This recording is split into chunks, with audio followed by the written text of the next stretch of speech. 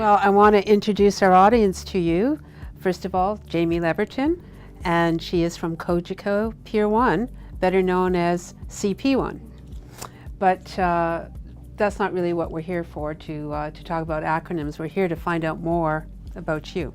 What's the first 14 months been like for you? On one hand, it has gone by faster than any new role I've ever started.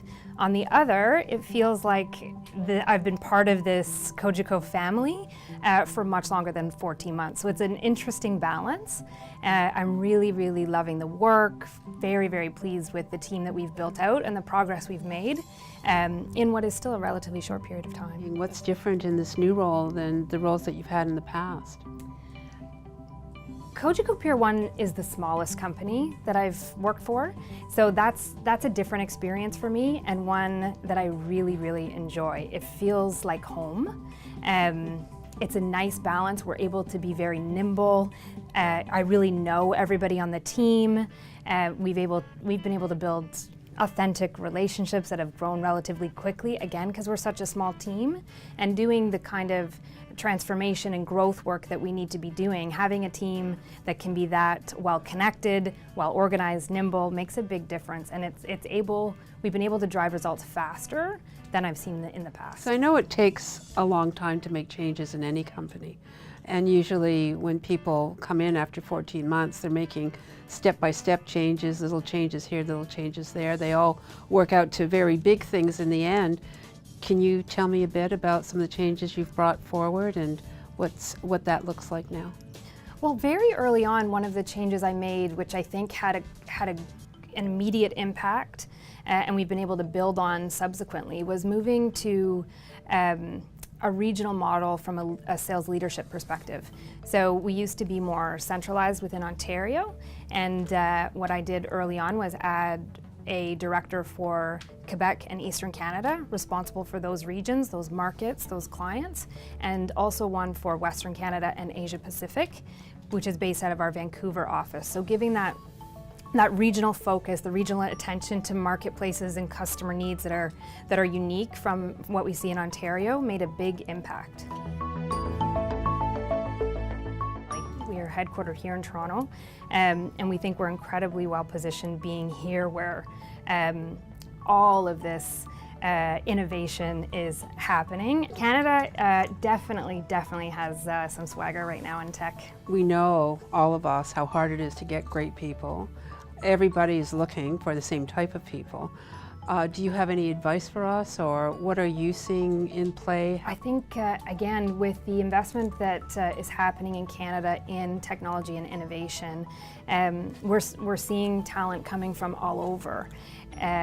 More foreign students wanting to come into our universities, companies wanting to come into our incubators.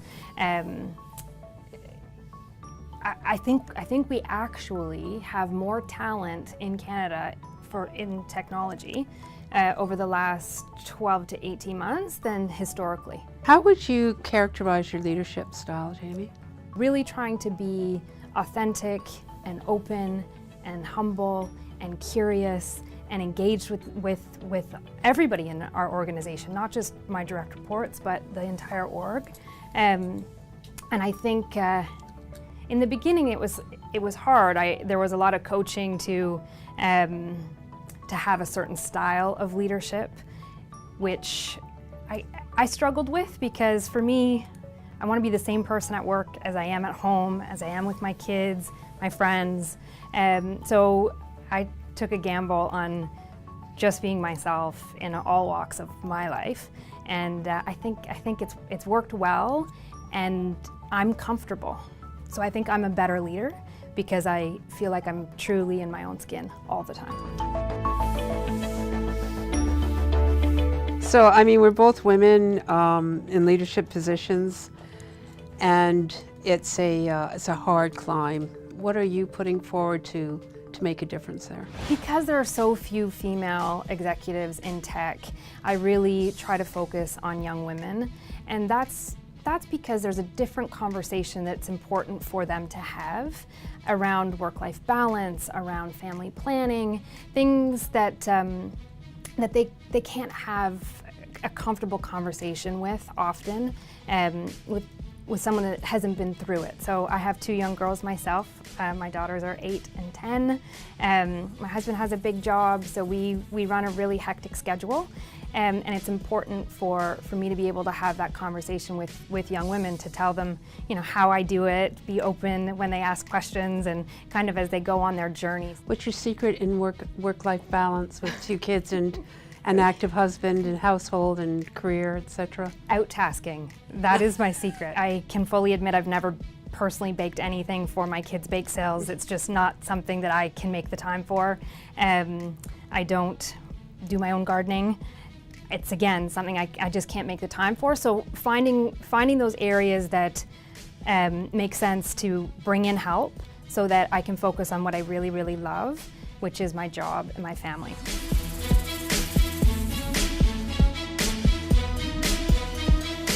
We've been talking about life balance. Are you still a runner, or were you a runner? I am still a runner. My frequency has been impacted by my schedule in this role, but I feel like I will always be a runner, and it just kind of has to ebb and flow a little bit how often I get out there, but it's important for my mental health. One of the questions I love to ask when we do President to President is, what's been one of the biggest lessons that you've learned in or through your career, besides being authentic and being yourself? This is a different answer, although it has a similar thread, which is trusting your gut. Not trusting your gut and making a decision on gut alone, but trusting your gut enough to track down the data, to really get underneath what it's telling you, and just not ignoring that niggly feeling, because my experience has been every time I've ignored it because I thought I knew better, I've been proven wrong.